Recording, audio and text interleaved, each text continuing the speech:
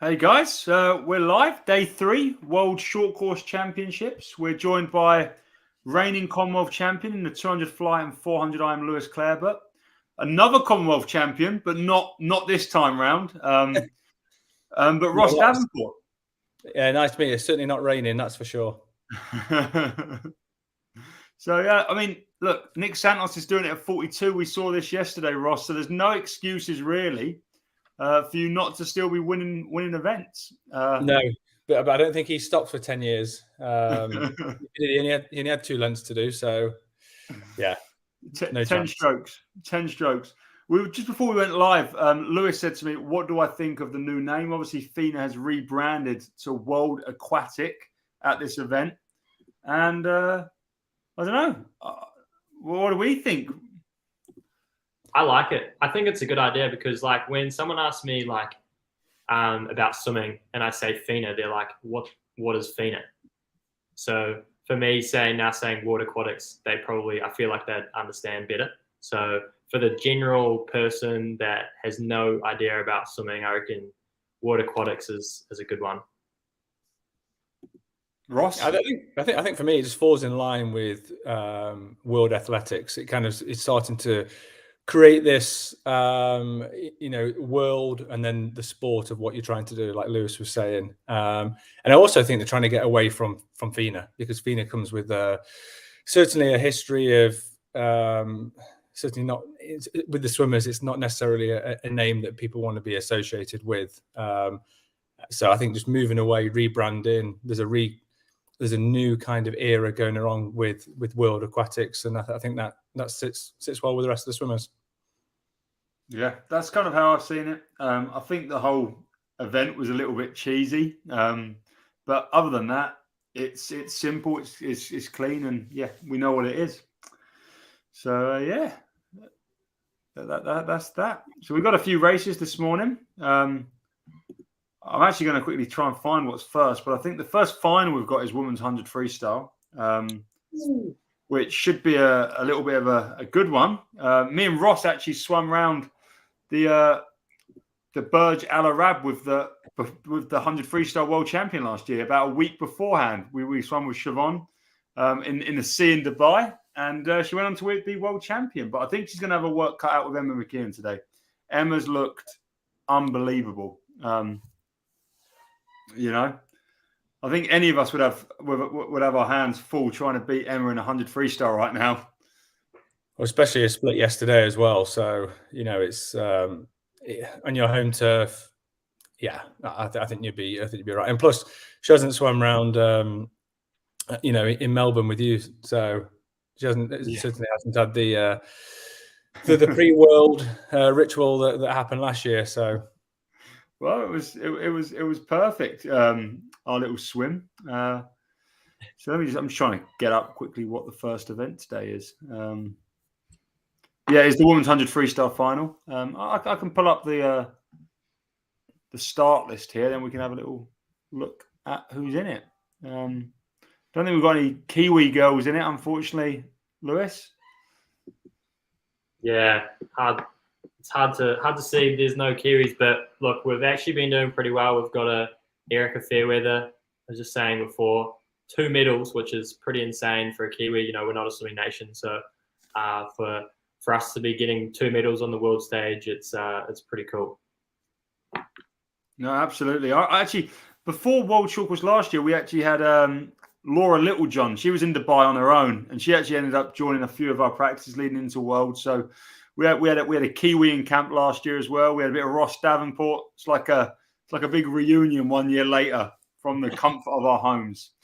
But yeah, here's the field then. So we've got Natalie Hines in lane 1, Beryl Gastadello 2, Maddie Wilson 3. Then we've got Emma and Siobhan in 4 and 5. Really impressive Netherlands swimmer in Marit Steenbergen. She's been brilliant at this meet. She's actually second seed to the 100 IM semis tonight as well. And then Tori Husk and Taylor Ruck. So it's a pretty good field. But I think Emma and Siobhan seem to be like a little bit elevated from the rest of the field at this point. I think for me, Emma's skills probably outshine the rest of them. Starts, turns, obviously come in with that butterfly background. Her underwaters are really strong. And then you got the speed of Siobhan. So, you know, it's going to be a close race, no doubt about that. But I think Emma, like I say, on home turf with a Melbourne crowd, you know, I think she's been on a lot of adverts promoting Melbourne and the tourism in Melbourne. So, you know, she's going to have that pressure, but also that level of expectation to go out there and deliver. That's along with Cody Simpson, right? Her and Cody have been doing all the tourism adverts, right? Yeah, right. Yeah, a power couple. Power couple. But we might have the Australian go back to back with Kyle Chalmers then in the second race of the night, which is it's not that.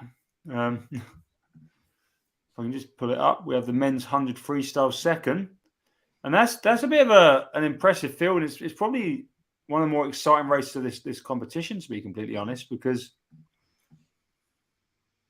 I can't seem to find it.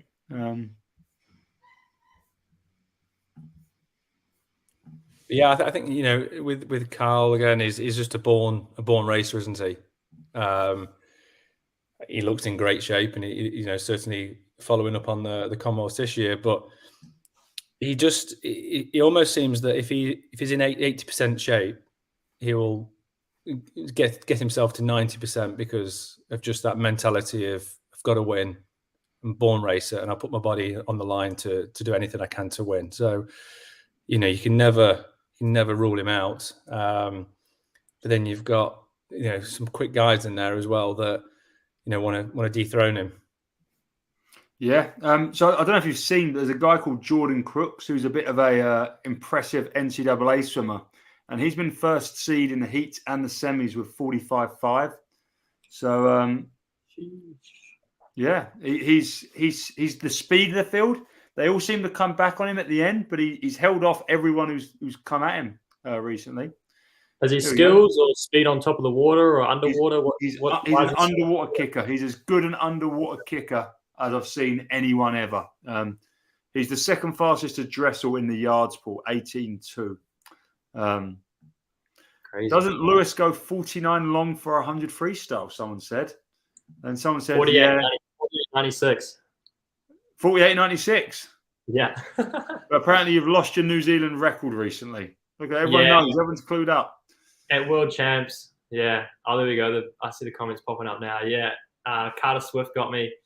So I don't hold anymore, unfortunately. You don't have a 400 medley swimmer holding a 100 free record. So, what was your best, Ross? Quicker or slower than 48.9? Quicker? Well, it depends if it's a relay split. No, it's got to be take your marks go.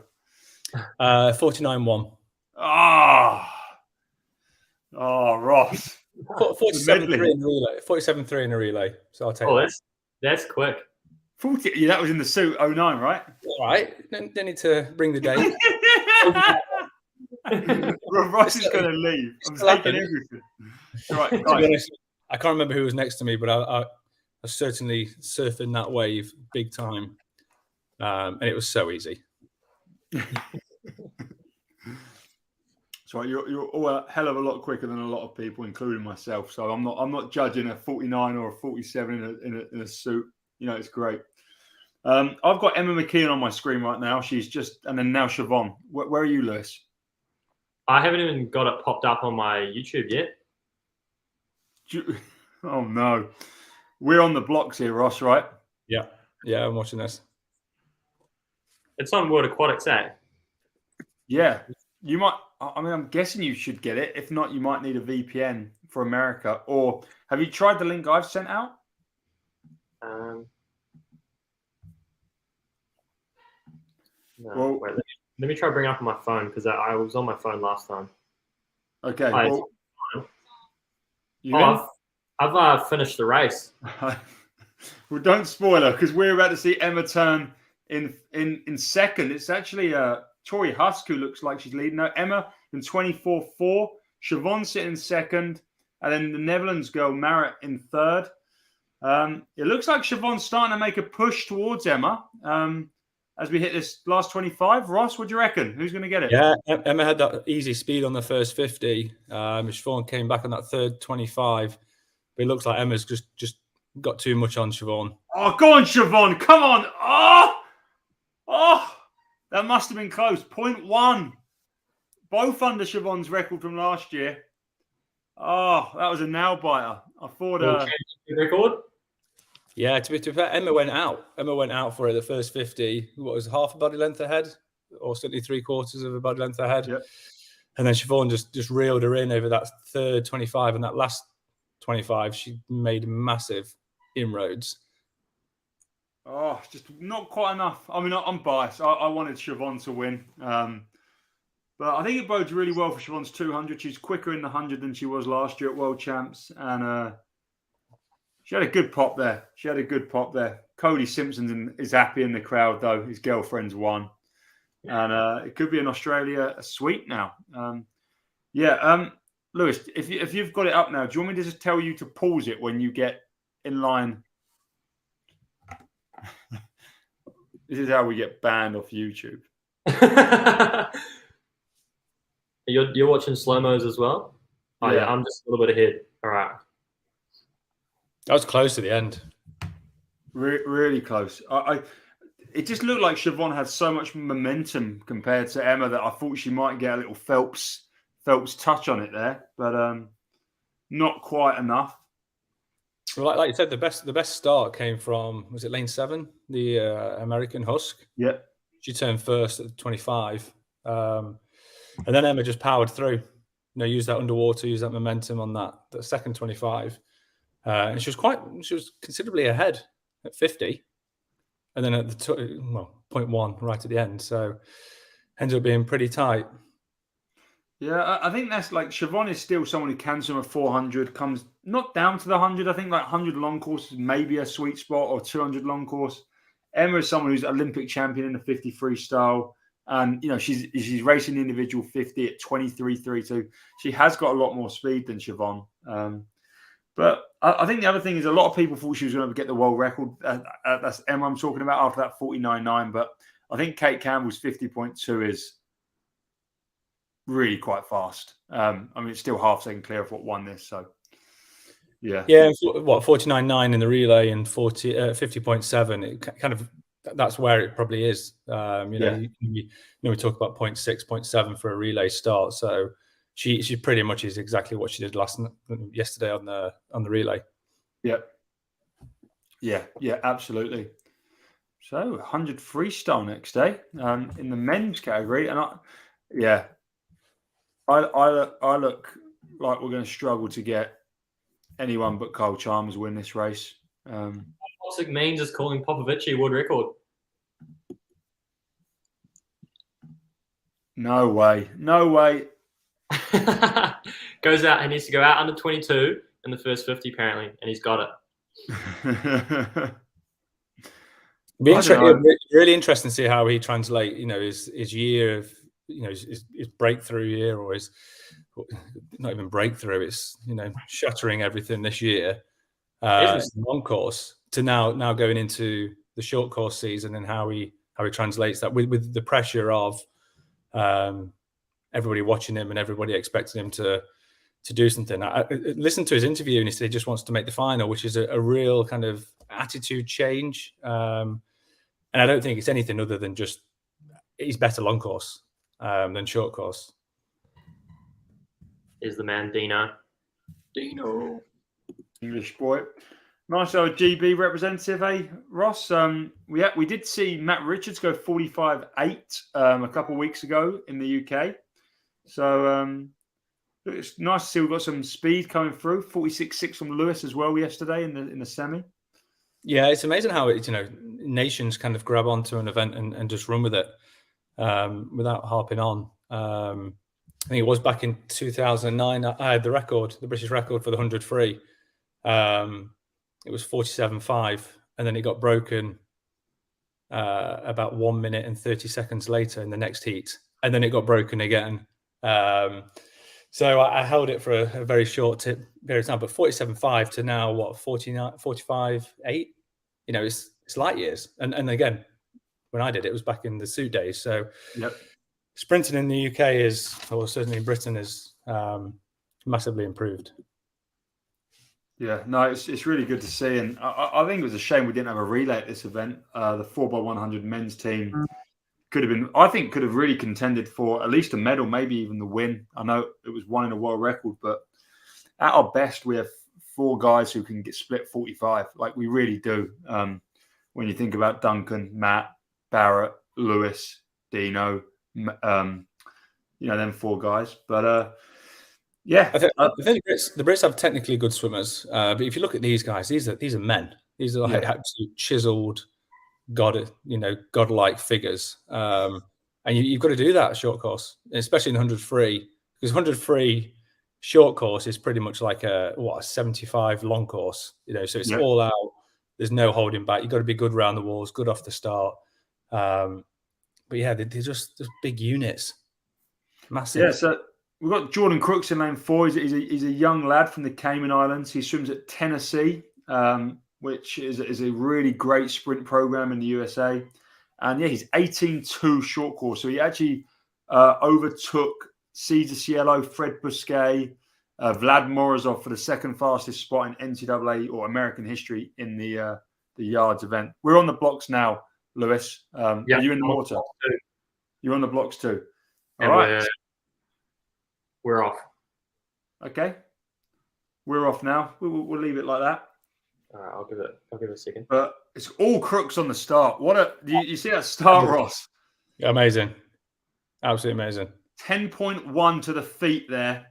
And so long, his stroke's so my. Do you reckon he's doing it? He is well ahead at 50 here. He's out in 21.3. He's got a 0.3 lead on Chalmers. Is it enough? Oh, he looks like he's Chalmers coming back now. He's wobbling, yeah.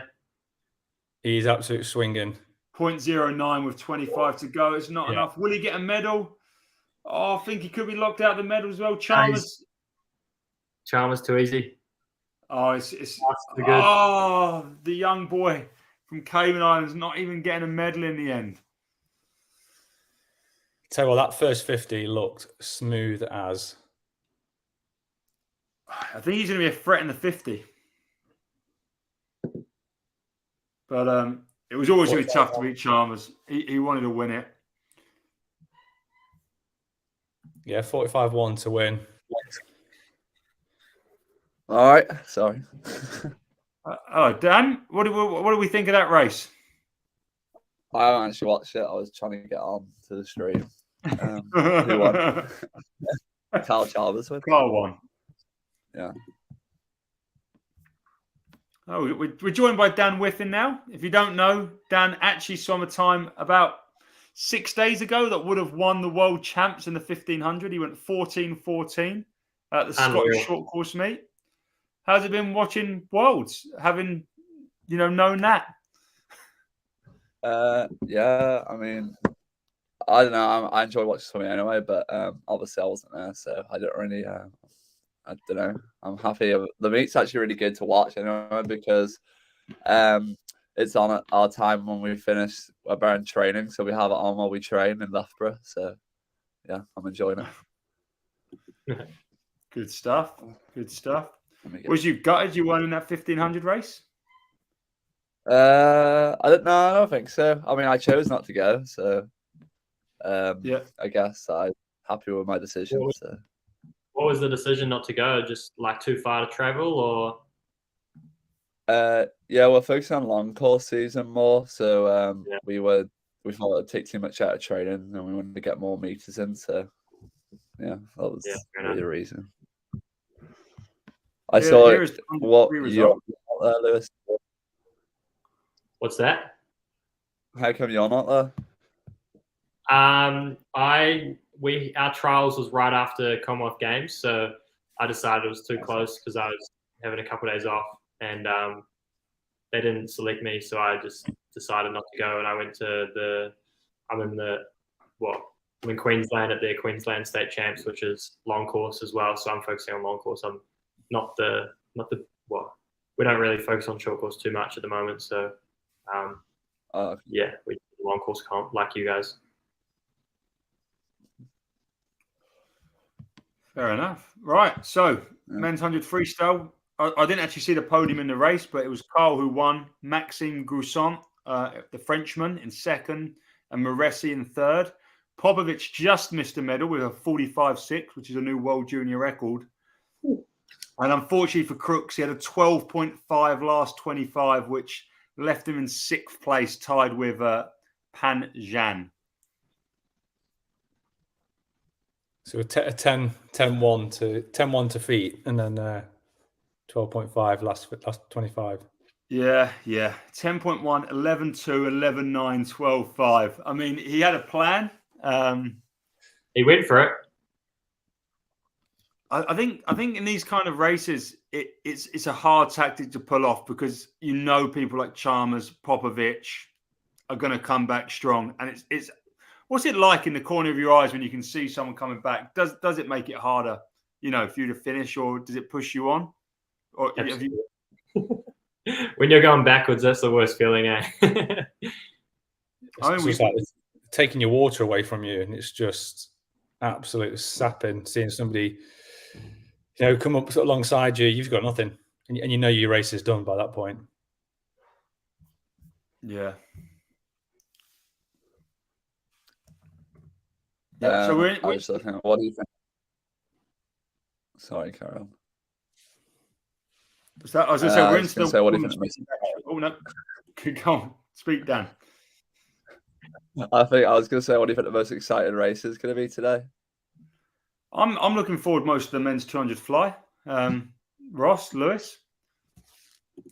I like the sound of that.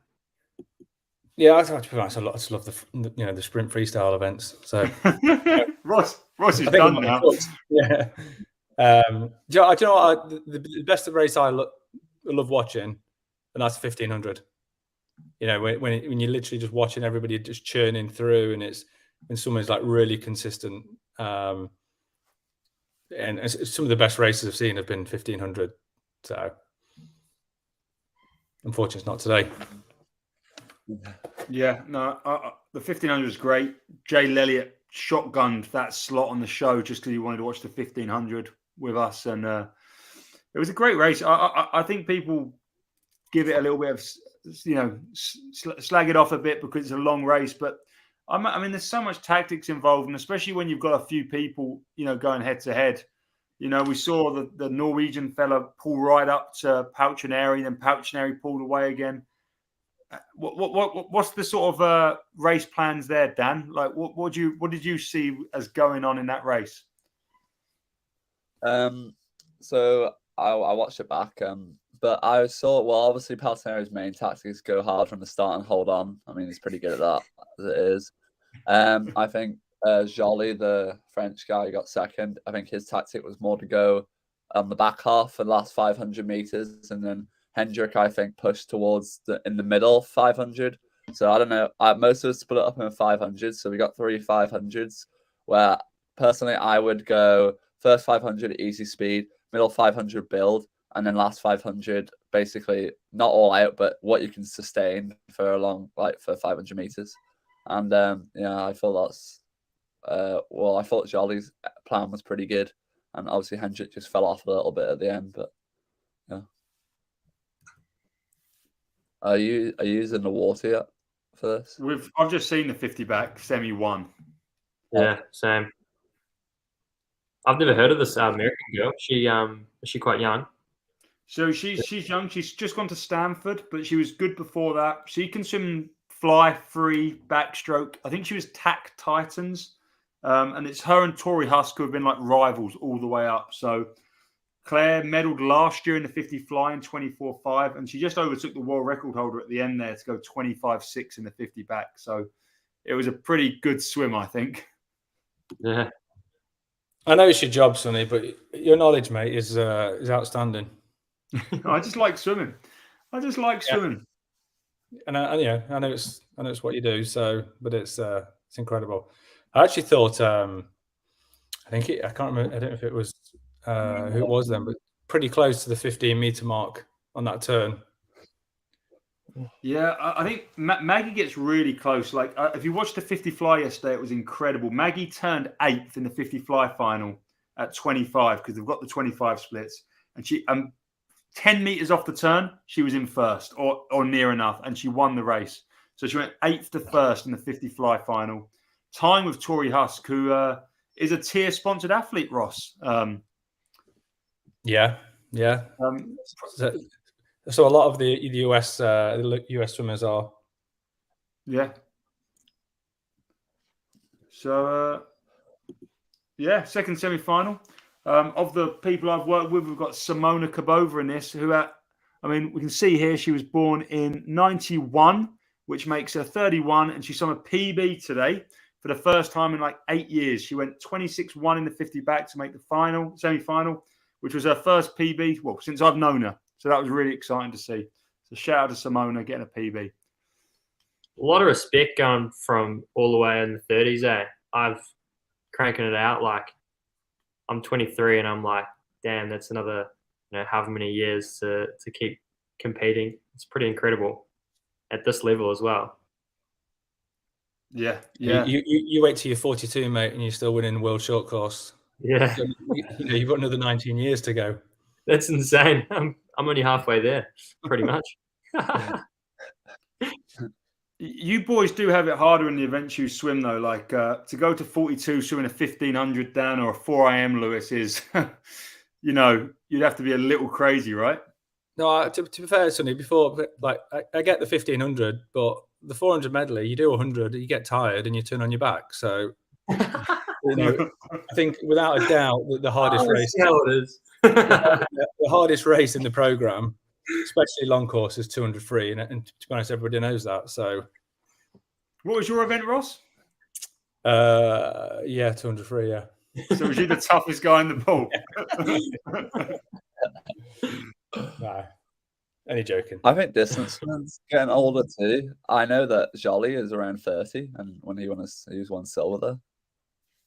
Yeah. So I think it's getting older for distance swimming too. To still be at peak, like. In running, the older you get, the longer distance you go. But in swimming, it's like you gotta start going downhill, like 100, 200, 50s. But like there's runners that are. Yeah, I do think. I think it's the people that are flogged early go early.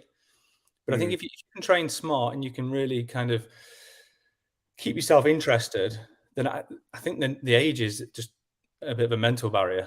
And just if you want to keep getting up in the morning and keep going and going and going for 11 and a half months a year, if you still have the desire to, I think physically you can do it. But as soon as you start to go 1 or 2%, in terms of your motivation and your desire, then that's when you're out the game. What's Millie O'Callaghan doing in a 50 back? She medalled in the 100 backstroke. She's, again, I think it's crazy in women's swimming, like how versatile all these girls are. Like, if someone's in the 50 back, they might swim a 100 back or a 200 back, but like, or the other 50s. But in women's swimming, like, she split 152 on the 200 freestyle yesterday on the relay. Like, and here she is right in the mix on this 50 back. I think she's going to win this semi-final, right? Like, easy. 25-6, Doesn't even look like she's puffed. She just cruised that. It's such a different sport. Like, I feel like versatility in men is like, most, Dan can go down to a 400 free. Lewis can maybe do a 2 fly or a 2 IM, but like, you're not getting in and doing a 50 breaststroke. Whereas I feel like these even Siobhan's was Asian record holder at 50 breaststroke at one point. Like, I don't know how the versatility is so crazy on the women's side. Isn't there some correlation between backstroke and front crawl though, freestyle? I mean, there's certainly a lot of freestylers. Certainly a lot of freestylers that end up being world class at freestyle started off their career as a backstroker. But yeah, it'd be nice to be able to do anything other than freestyle. You're a freestyle man. Yeah, I wasn't allowed to do breaststroke in medley because it was so bad. Yeah. What about you, Dan? Can you do breaststroke, Dan? Well, actually, I just did a 400 medley the other day. Short course, I went 4:11. Yeah, but you went 54 in your freestyle. I went practice, so it was 1:14. I think 114 is good, but I don't know. People might have a different opinion. I think my breaststroke's more just arms and my legs just kind of, just go around. They're not really doing much. Well, when you see Leon Marchard going 107 for a long course split, it's pretty hard to like think about that, Yeah. I think about it. I'm actually gonna have to go because I'm racing later. Doing an 800 free at Irish. So I will see you all later. You can watch it if you want. It's on like YouTube or something like that at 1 o'clock. So I'll see you guys later. Cheers, Dan. If you're watching this, check out Dan Wiffen on YouTube, the Wiffen twins. I'll put a link in the description now. You can check him out. He's a good YouTuber. So we like that. Cheers, Dan. Let me find their YouTube. There we go. Give Dan some love.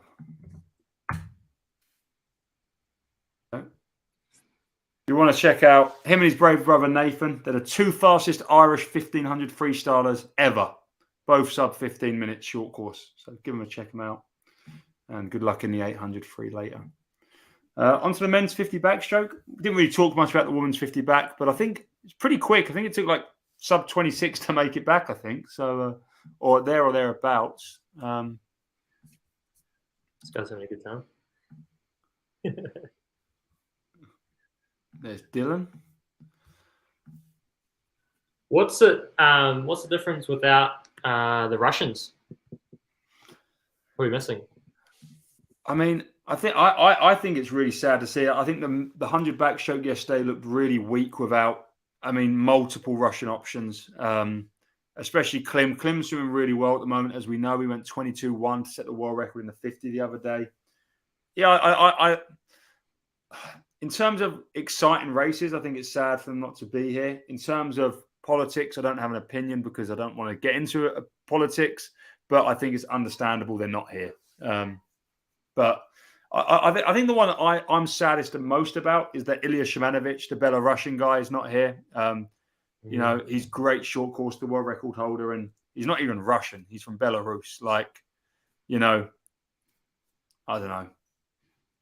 It's tough, like you'd love to see them race, but then again, like it's just the world at the moment, Yeah. Yeah, there's got to be some sort of precedence for these sort of things, and I don't think anyone can really argue. But I also don't know. I don't know if anyone knows when they're allowed to swim again. Like, when is the Russian vow being lifted? I wonder how they're feeling. Like as an athlete, all you want to do is race, and not being able to race. Wonder how they're doing with not being able to do international competitions. Must be tough mentally. I have spoke to Ilya. Ilya said he's really struggled with any motivation to train because he doesn't it's the not known of when he'll be able to race again. So it's kind of like, am I training for the Olympics? Am I training for Worlds next year? And it's just that constant uncertainty. So I know Ilya's really struggled with it. Well, what's interesting is that if this doesn't finish anytime soon, they might never have an international career. Mm. Yeah. Yeah, absolutely. We saw Evgenia swim a time that would definitely, I can't say definitely win this, but the second fastest 200 breast of all time. There's been some really good swims, and they're from, Evgenia is a 17-year-old girl. She doesn't have a stance or any bad feelings or animosity towards anyone from anywhere. And I don't know, the career span for, especially Russians, I feel like they're kind of like the Chinese at times, where they're just like a new generation surpasses the last generation real quickly. And, you miss that 2-year slot and you never make a team. You never get to win a medal. You never get to be on a relay, which is pretty tough. So we just saw this Isaac Cooper win. I don't know if you know Isaac Lewis, but he was suspended from Commonwealth Games about 2 weeks out for some antics on their training camp in, I think, France or Spain before commies. So he didn't actually get to swim at the Commonwealth Games, but he's really, really good. Just went 22.5 there and got a bronze medal in the 100 backstroke yesterday as well.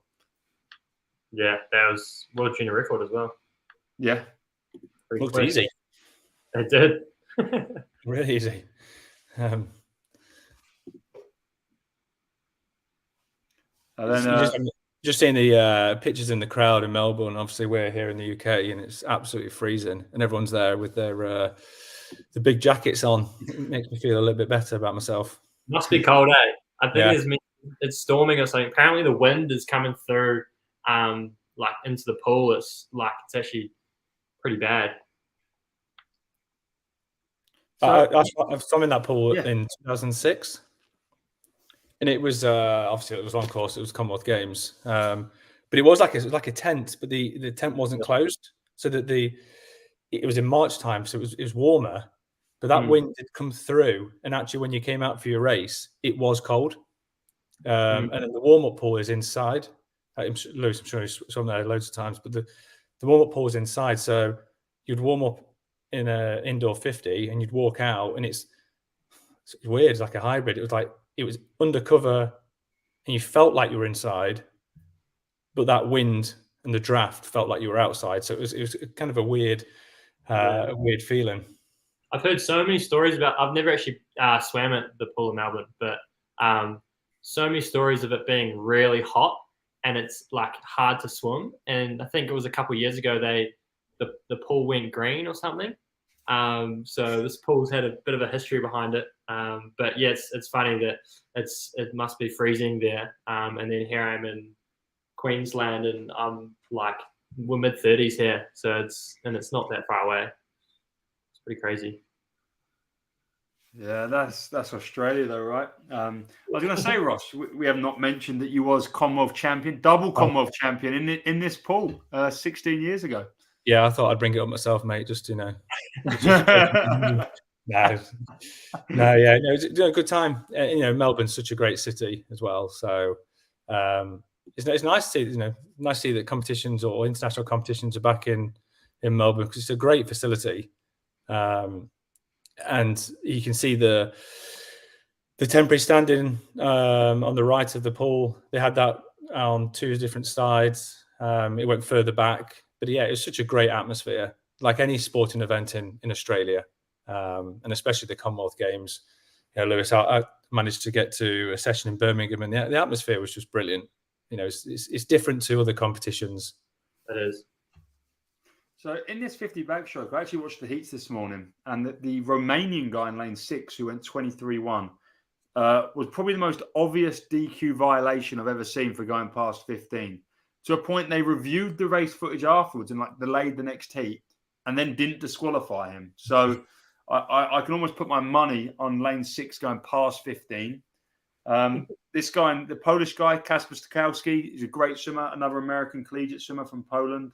At NC State, NCAA champion in the 100 back, and he set a championship record in the heat, which was just broken by Isaac Cooper. And then Peter Kotze, the South African, he's a great kid. He's not the best underwater kicker, but as soon as you see him get on the surface, he just swims so fast. And Manadou isn't in the 50 back. Manadou had a great 50 back 8 years ago, set the world record, and he's not really ever done it since. But yeah, 50 backstroke. Didn't even know he did backstroke. I don't think he did. I think just it's when these guys are fast, they're good at all the 50s. Yeah. This is a bit of a blanket. Lane 1 hitting the wall first. Thomas Franta from the Czech Republic. And there's some people close to 15 there. It's going to be Stukowski take the win. 22-7 to Kotze, to Mora. And the long course world record holder was in that race as well. We didn't talk about him, Hunter Armstrong.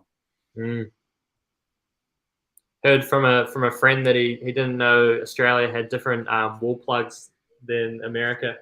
Came over with no wall plugs. Well, there you go. Apparently he's a magician as well, I've heard. Yeah, I've seen the magic tricks. At least, yeah. Maybe you could have turned the American outlet plug to an Australian one with a bit of sleight of hand. 50 back, done. What do we think? I find, you said somebody's not very good in terms of underwater. If you can't do underwater kick on 50 back, you just, you're swimming uphill. You've got to be extending, 30 meters underwater, 20 meters on top. It literally is. I wonder if we've got any DQs there. I feel like some people are really on the borderline there.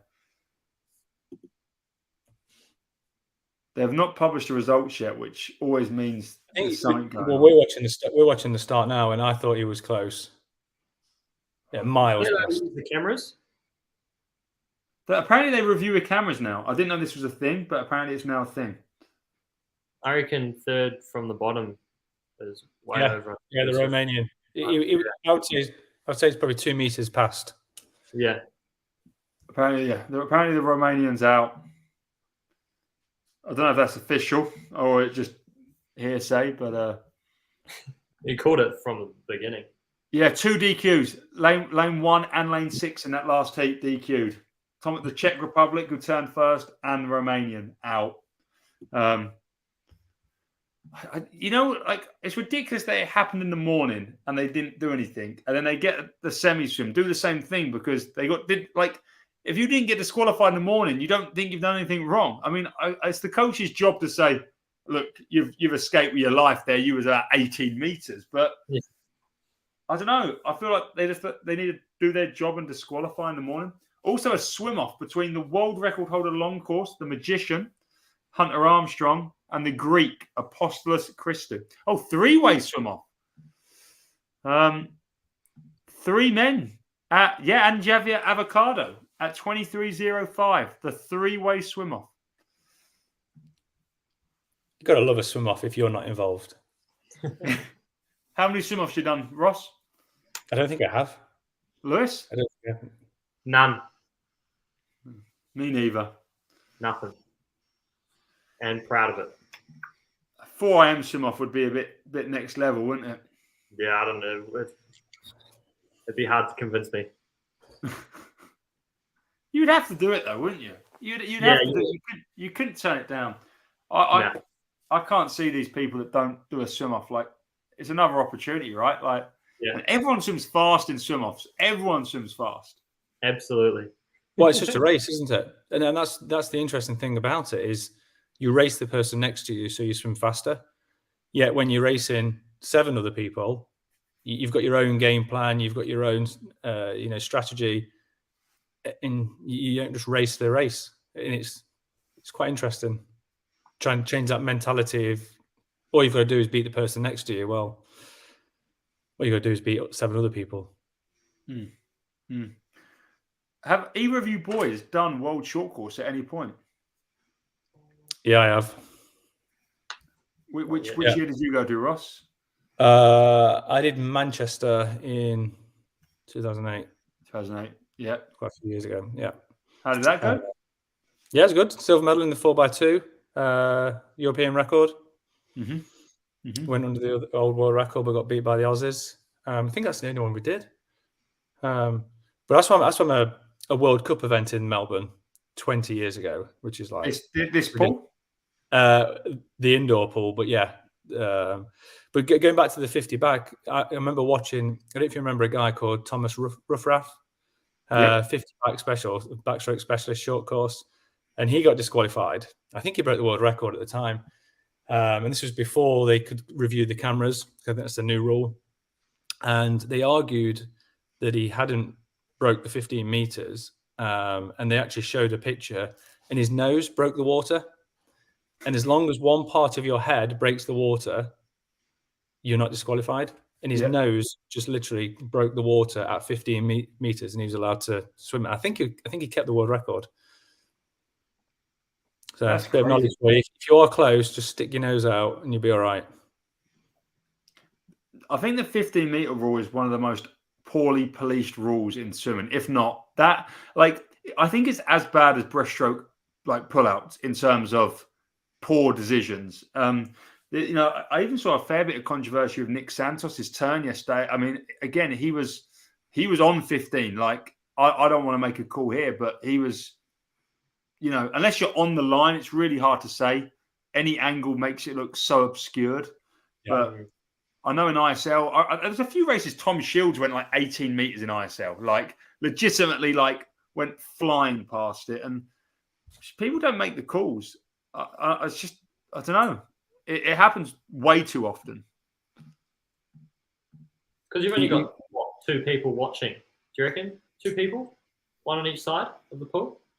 Or Yeah, I was going to say the same. You know, unless you've got somebody on each lane, it's hard to see, hard to police. That's when the VAR. We need the cameras. But then even you got to have, I don't know, some AI genius thing to work it out on the spot. Yeah, I think VAR/cameras is the one.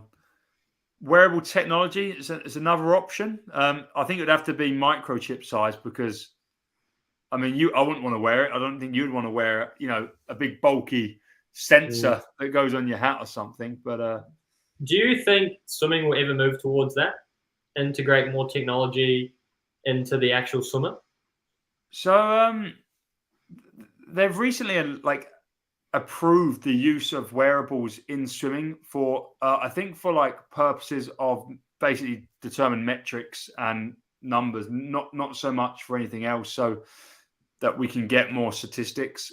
I think it's like kind of done with Try Somewhere in Canada. I think they're the ones who have like pushed forwards with this and try to like partner up with FINA or World Aquatic. Again, don't know that for a fact, but I just it has to be microchip level, right? Like no one's going to wear. I've worn some of the Flex. I don't know if you guys have, but the Flex and some of the goggles, and I just none of them I'm sold on, especially the ones that clip to the goggles, because it's a lot. Like I don't want anything on my goggles, and if you're racing a 4 AM or a 53, you don't want anything outside of your goggles and hat, right? Nah. Yeah, I think it's coming. You know, I think it's the expense, the biggest thing, and like you say, to get it smaller is more expensive and more research. But you know, Sonny, I know you know this, but you've tried the Form, you're trying the Finis Smart goggles, and obviously it's a personal opinion. But for me, wearing something that you can actually see your lap time and you can actually see in a race more of the time is such an advantage that I think it will come in. And then the only issue is got to be Bluetooth in it out of the water. So if it's on the back of your head on the front strokes, and then it's got to be moved more towards the side of the goggle for backstroke. But I think this technology is coming, and it's whether World Aquatics now allow it to. They're in control of how far this goes and how much people are going to invest in it to make it more interactive. Yes, okay, they've now relaxed the rules that you can have something where you can use it, but it's purely for analysis or for you know, streaming, or it's for broadcasting. You know, the swimmer can't see that, but you know, you see it all the time. You see, you know, look at F1. The reason that people are so involved in F1, you've got your purists that your petrol heads, you know, just wanted to see fast cars. You've got people that are really into the data and understand that each lap they're catching, and now they're going to catch them in 7 laps, and it keeps you interested, it keeps you engaged. So I think it's got to come. Yeah, I agree. I reckon it'll change the game. Thank you so much. Interesting. I think that's the way it has to be. I mean, you're not allowed to pay swimmers anyway, so you couldn't. I remember once I nearly, like when I was like 16, I was cheering my sister on, and they nearly DQ'd her for me pacing her in a 200 IM, which I was like, well, I'm not. I'm just cheering my sister on. But see, I don't think you're ever going to be able to have the actual metrics in the goggle, like with the method you've said. But I definitely think the viewers will get metrics available. My argument is, why not? Like, why wouldn't you? Why wouldn't you give that feedback? You can have it on. Look at athletics. You can run around the track and you can look at the score, and you can see your time. You can see your split. So why can't you? Just because you're at a disadvantage of being in the pool and you've got to have goggles on, why can't you have the technology to say that you are this? At the end of the day, the fittest or the strongest swimmer is going to win with the best strategy. So if you're just feeding back, you've just seen on the 100 free, somebody went out too quick and didn't win the race. It's only going to make the swimmers faster across the board. You see more world records, more exciting racing. I just don't see why you wouldn't want to do that. No, I can't disagree. I think it's kind of just FINA/World Aquatics way of just being, we do what we do, and there's not really, even the suits, they made the sport faster and they took them away. So there seems to be a lot of rules that don't seem to actually push the sport in a positive direction, and more so in a direction that is their prerogative or whatever they want. So maybe if a company pays enough money to them for them to let you wear goggles, then they'll probably let you.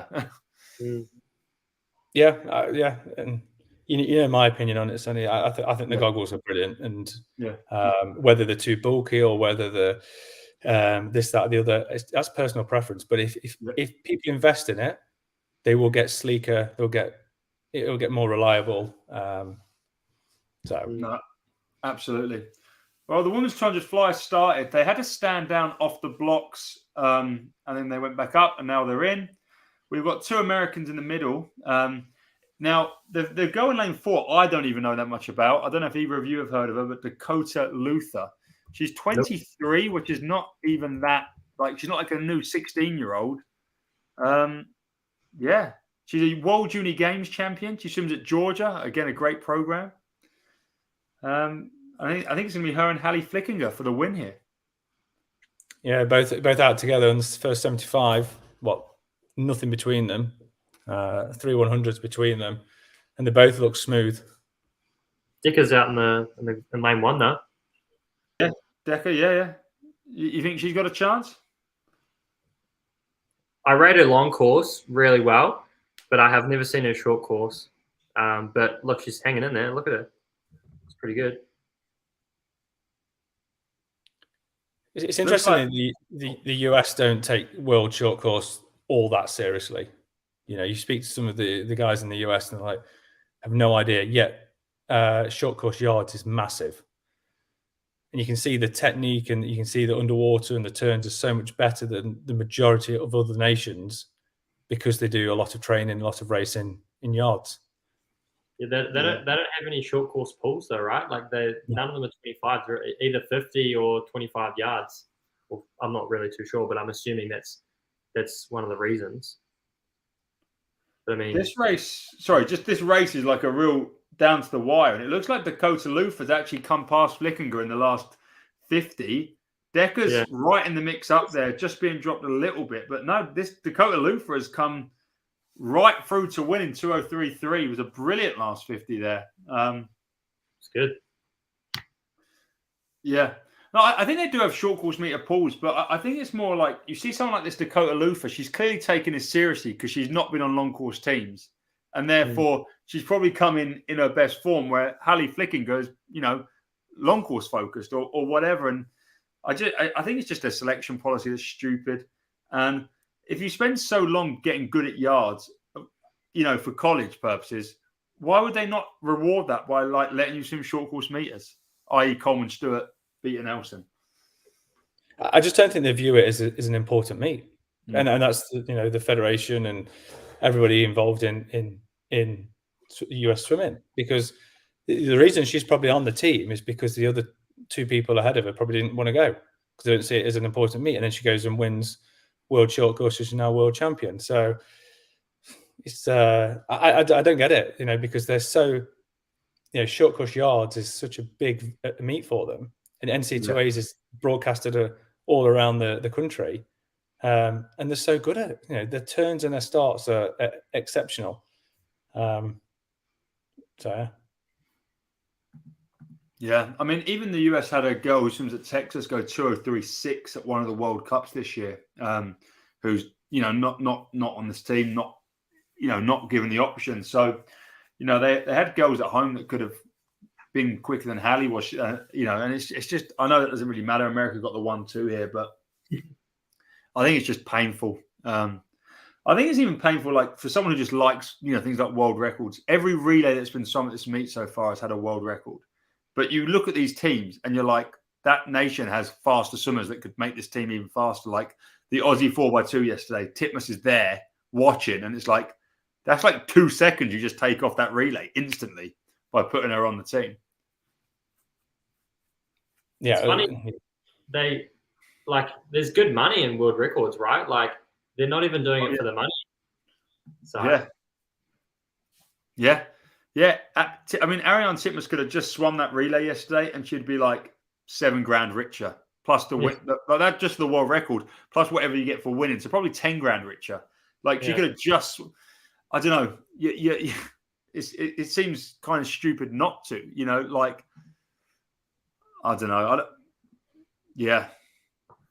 I feel like there's missed opportunities all around, and I think there's such a variance between people that turn down a spot and then people that want to be there and can't.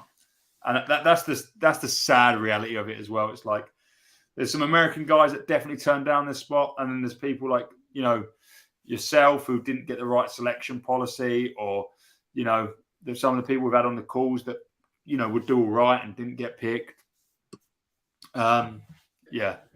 Even Nathan coming on and saying he chose not to go, I find it kind of bizarre.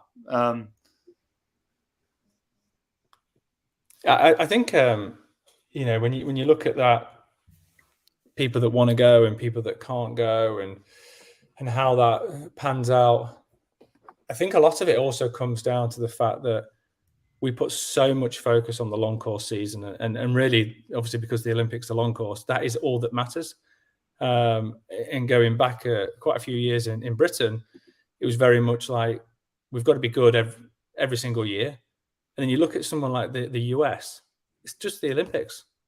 That's all that matters to everybody in the US. And that's why they're so good. And that's why that when they go to the Olympic Games, having had a really poor World Championships the year before, and everyone thinks, oh, they're nowhere to be seen anymore. But then they pop up and just wipe the floor on it, because that's their mentality. The Olympics are everything. And you can't argue with that. But then on the flip side, right now, watching the World Championships, you think, well, is it a missed opportunity to go and be a world champion? And in their eyes, it's no, because I want to be Olympic champion in 18 months' time. Yeah. Well, this is a race I'm super excited for, the men's 200 fly. Obviously, Lewis took my boy out at the summer at the Commonwealth Games. He done what we talked about earlier, chased Chad down on the last 50 and overtook him with about 15 meters to go. I just can't see anyone in this race beating him except Noe Ponte, who, I mean, Noe's a brilliant athlete. I'm sure you've raced him. And he had a really good 50. He went 21.9 to get silver in the 50. The thing with this is a lot of these guys, you could see they're playing around this morning. Trenton goes out just too hard. I just don't see him holding on in the last 50. Morimoto closes very well. Noe's got it all round. And this Ilya Karoun from Canada, the Sandpipers of Nevada swimmer, is just brilliant as well. World junior record in the 50. So what do you reckon, Lewis? I like this. This is a good field. I mean, knowing Chad and racing Chad, he's got one of the best starts in the world.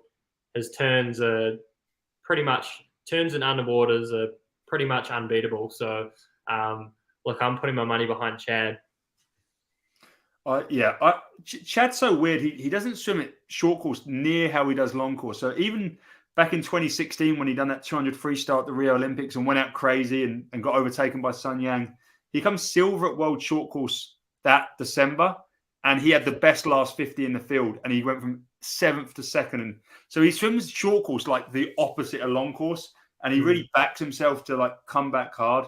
So he won't be leading at 100 here. Or I'd be very surprised. I've kept telling him he can go out in 51, 50 point, because he goes 48, and why wouldn't he be able to go out in 50 point, 51?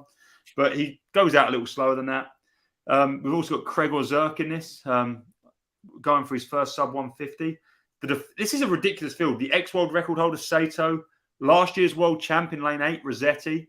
I mean, the medals could come anywhere here.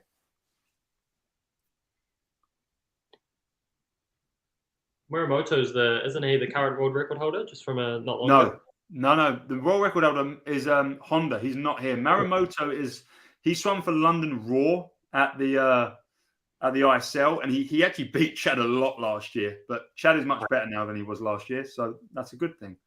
But yeah, Chad had a crazy first 25 there, 10.9, And then he's really sat back on Trent and Julian there, who's just blimmin' fast. 37.4 to 75. So he's going to be 50 point, I think, here. Oh, he's right on world record as well. He's under world record. Well, yeah. 51.2, 0.1 under world record. I mean, he's good to 150. I mean, his tactic is, can I hold on? I mean, Chad has got the best lane for the job because he's right on his hip now. Mm. Chad is going to I think Chad will really start pushing now, and especially off this next wall. But Dyer's doing the same sort of thing. Noe's doing the same sort of thing. I think there's 4 guys for the medals here. I don't know which 3 will get them. Yeah, momentum's coming with Chad. Yeah. Look how long he stays underwater. He's come up right with them. Yeah, game over. I think it's Chad's, right? Yeah, that was a great, awesome turn from Chad. I think Trenton's going to miss the podium. Yeah. Oh, it's all Chad. All Chad. Easy. Look at that underwater. He's right on the 148. So it's a PB from Chad as well. It's a PB from Chad. Boom. Sonny, you know him. You know him, and you know him well, and you know what he went through. What do you put it down to? All this, this change in attitude or change in performance? To be honest, I like, if I'm being completely honest, before I met Chad, so that was August last year, he had probably the most patchy time in his swimming career. Like, he'd really struggled leading up to the Olympics. You know, even in the ISL periods he just wasn't swimming. He was out with a knee injury, out with sinus, out with everything. And I think from really just, December, January last year, from last World Short Course, he's just been consistent in the pool. And I think with someone like Chad, that's all he needs is just to swim 10 times a week for a year. And that's just something that he's lacked for a couple of years leading into it. I don't think, look, we can talk about things we did in the pool and stuff like that, but I think they're kind of irrelevant for someone like him. He just needs to swim, 9-10 times a week, and he'll be pretty good. And he's done that for a year. So I think that's the difference.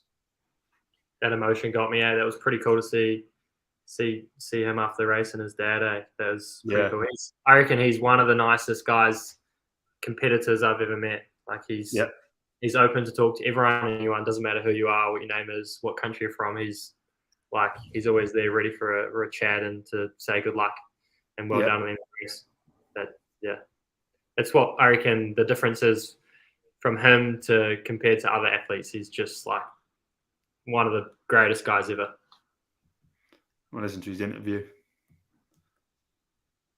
Oh, can't get audio. Oh man, I'm sorry for being emotional. Oh man, this is a big win for me. I've taken so many losses in the last 2 years. A lot of people doubted me. The swimming world doubted me. But the king is back. Thank you very much. That's awesome. Great stuff. Great stuff. Yeah, no, that was great. Also a PB from Gregor. The American lad really died, didn't he? He really died. He comes 7th. I just find it interesting how he obviously was really smooth to 100, and then it just all came apart after 125 meters. Yeah, I'm gonna probably split. I want to see what his last 25 was. It must have been like 16, 17 seconds. It was. It really is the way to swim these events. I think you have to go out fast enough, but you've got to be able to close because it's so hard. Like, we saw Lewis do it to Chad at the Commonwealth Games, but I think if Lewis hadn't been in that race, Chad would have been a little bit quicker, just because you change your mentality as soon as you see someone like Lewis or Chad coming back at you, and then you try and respond to it, and you can't respond to it, and that's what makes you then just be dead. But Trenton's 15.5 on the last 25. Chad was 13.8. Oh, God. Yeah, it's 27.7 for Chad in the last 50 there. 27.7. As I said, completely different to how he swims long course. But that's just somebody that just, you know, knows that it can back themselves and has done the work to close. Yeah, and I think, like you said, he's had that year of training and swimming, and he's got that heart and the desire. And he is a born racer. He's always been a born racer, even in training. We went to a training camp, and I was next to him, and you just watched him in training. He just wanted to win everything. Wanted to win the warm-up, wanted to win every single rep. Played games afterwards, wanted to win. And I think that sometimes goes missing in athletes, not just swimmers, but that desire to win at all costs. And he has that, but he also, like you said, he has to work hard and he has to be fit and strong with it. Yeah. I think it's just like, it's the longevity thing that we talked about earlier. And, you know, he's 30 now, but when you've been like in South Africa, they just grind. So he's been, you know, he was grinded with Graham, and he was grinded for, you know, 8-9 years. He won the Olympics. And then you like, I don't know, if you've grinded for 10 years and you take a back seat for, you know, a couple of years, you still do pretty well.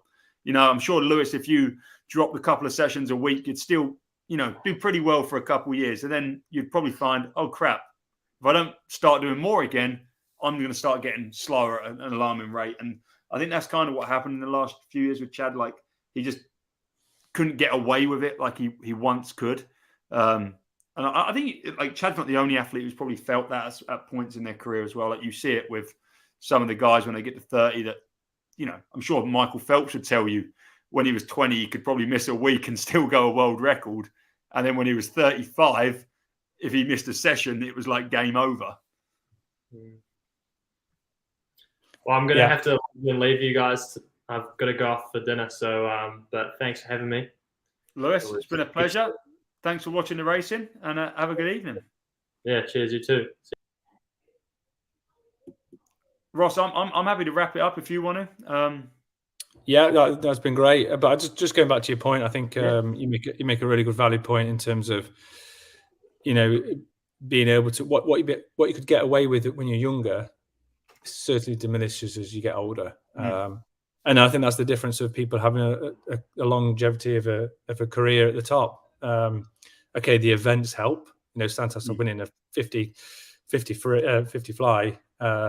You know, he's not doing it over the 400 medley or the 400 free, but it's that ability to get up every single day and give it absolutely everything, as good as it was yesterday. And I think that's the thing that really kind of you start to lose, is that desire to be better than you were yesterday. And that's why people certainly deteriorate over time. Yeah. I mean, it's hard as well, because you've got to do it for the right reasons, and to have the intention in training, you're not just like avoiding what's next or avoiding something else. And I think that's what happens when some people swim a little long. It's kind of just like, I don't know what's next. I'm going to keep swimming, but they don't have the same conviction or intention.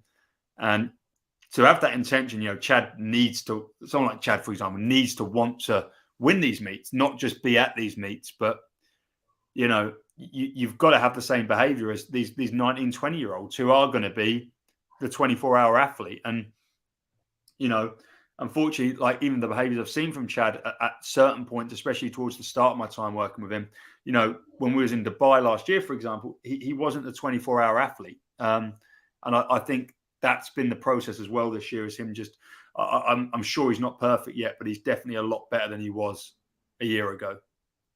Yeah, and confidence plays a massive part in it. You know, I always say that confidence is something that takes years and years and years to build, but it can be crushed in a matter of seconds. And it's difficult to get that back. And somebody like Chad, who is, you know, has to swim with his heart on his sleeve, and he has to feel confident. You know, building that this World Championships and these building blocks will help him to build his confidence back up going into you know, next year, hopefully in the Olympics in 18 months' time. Yeah. I mean, long course is so different anyway. I can't help but think these 200-meter events in the short course pool are almost more similar to the 100 long course. Like, I mean, I just know I mean, well, it's depending on the athlete, but someone like Chad, as I said, it really is such a different event. Like he went 149.6, so quite a bit slower than that, but like at a level 3 open meet in Plymouth about 4 weeks before the Commonwealth Games. And, you know, he won the race by a minute. It was not a world final. He's a racer, but you could see then 4 weeks later, his long course was still not quite there. I think Chad's long course right now would be better than it was at Commonwealth Games. He's clearly going in the right trajectory. But, you know, at the Commonwealth Games, he was a great deal off what's needed, you know, long course. And even the guy who got the world record the other day in 146, the Japanese guy, he went a 152.7 the other day long course, like a week ago. So, you know, there is still such a big margin. Chad is good long course. I mean, obviously he's really good, an Olympic champion long course, but especially in the last few years, he hasn't been near as good long course as he has short course. And I don't know, you wouldn't train the same for the two events either, you know. No. So I don't know, but again, Chad's done a lot of things right. He does do a lot of things really right, and you know, him and Matt Sates. Matt won the 200 IM on day one. They've actually been in Australia now for like 2.5 weeks, just the two of them. Just they went before their coaches, they went before their teams because they wanted to not be jet lagged and stuff like that. I think goes. You know, we can say like maybe the Americans don't care so much about this event, or certain people don't. But you know, if you do the extra mile and care enough, you can make the outcome much better. Yeah, and you know, going back to the US and generally not caring about the World Tour, when they put a team on the plane, everything is world class. You know, the preparation, the recovery, everything. They'll have the biggest support team around them because they want to be successful. I just think on the whole, the perception of a world short course in the US is not like a World Championships or an Olympics, and it's not the same event. But in some respects, there's better racing and there's better swimming than say some of the long course events. But even like you can say the US have that mindset, but even in the UK, we're not miles off. Like I spoke to we had Hannah Miley on yesterday, and I said like, "What's your best medals?" And she put the world long course silver way above her world gold short course because she was like, well, because it's long course. And I'm like, but you beat Katinka Hozu, potentially the best woman swimmer of all time, in the short course race in her event, and everyone else who's ever been good at that event at the world champs. Like, what more do you want from a race and a gold medal for it to be the best gold medal you've won? But you know, even in British swimming, in everyone, you know, you've reported to your whole life, you've probably been told Olympics is this, comedies and worlds is this, and short course is this. Like, even to the point you went, you know, how many major meets did you go to? And you went to one world short course champs? Like, yeah. How does that make sense? I think if they want to make, you know, short course really dynamic, you put it after a major meet. Yeah. So you go back to back. You go back world long course, and then straight into short course. Same with the Olympics as well. Have a short course meet straight after and make it fun. Yeah. I love that. And I literally thought about it yesterday because I read like where would America put their short course trials if they were to have one. And someone was like right after NCAA. Someone was like right after a major meets. They're still tapered. And like it makes sense. But I just know like for every Chad and co who would 100% do that short course meter thing. I think there's a Caleb Dressel and a Katie Ledecky who would be like, no, I'm on break. I'm going back. You know, I'm not going to do short course meters. And it's them people that unfortunately mean we don't have that same. Sorry, is this ridiculously fast or ridiculously fast? Yes, it's great watching it. Yeah, it's great. 28.9 and 45.5. Yeah, I think she's going to hang on. She's going to hang. Is this? Oh no, Lily King's won it. Wow. Whoa. Wow. Again, just another racer. Just, you know, the race is never done. She is absurd, Lily King. Like, she looked miserable every time she got beaten at the World Cups this year by Ruta. Like, in her home pool. And I thought it was going to get here and Ruta was going to clean up. And Lily King is absolutely one of the best swimmers. Like, people talk about Katie as the best swimmer and Emma McKeon, but Lily King is unbelievable, isn't she? Yeah, especially how, you know, she's competitive over all of the distances as well. I reckon that was a PB for her, 102.6. I don't think she went that quick at ISL. Wow. Wow, she's good. That was a really good race. Sorry, we was talking about other stuff, and I was like, gee, I saw 28.9, and I was like, unbelievable. Oh, Ruta got disqualified. Oh, really? Oh. What is she? I mean, I don't know what she did. Wow. There we go. Yeah. On that note, Sonny, I've got to love you and leave you. But thanks very much for having me. No, Ross, thanks ever so much for coming on. And guys, I'm going to end the stream now because I have no more guests. But it's been great. I think there's a few more races. But yeah, cheers for watching. Ross, cheers for being here. And cheers. see you later, guys. Cheers. Thanks.